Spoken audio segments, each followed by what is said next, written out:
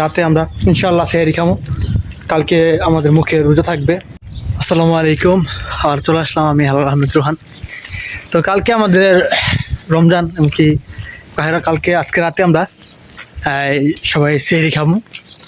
তো এই যে বিদেশে বাড়িতে জীবনে প্রথম রোজার মাস পাইলাম, রোজা পাইলাম। তা পরিবার ছাড়া কখনো কোনো দিন ইফতার করি নাই, কোনো দিন খাবার খাই নাই, কোনো দিন সিহিরি করি নাই।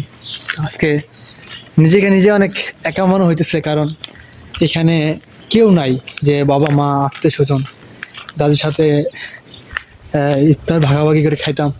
এখন আর কেউ নাই। এই যে বিদেশের বাড়িতে আছি, যে মাহে রমজানকে নিয়ে আমরা বাংলাদেশে থাকলে অনেক কিছু করতাম, যে পরিবারকে কি খাবে কি সব কিছু নিয়ে আয়োজন করতাম। তো এখানে নিজে কোনো স্বাধীনতা থাকলেও নিজের কাছে কোনো আইনের কাছে হাত যেমন বাঁধা, একটা প্রবাসীর কাছে সব কিছু বাঁধা। তো কষ্ট কি, প্রবাস মানে কষ্ট, অনেক কষ্ট ভাই।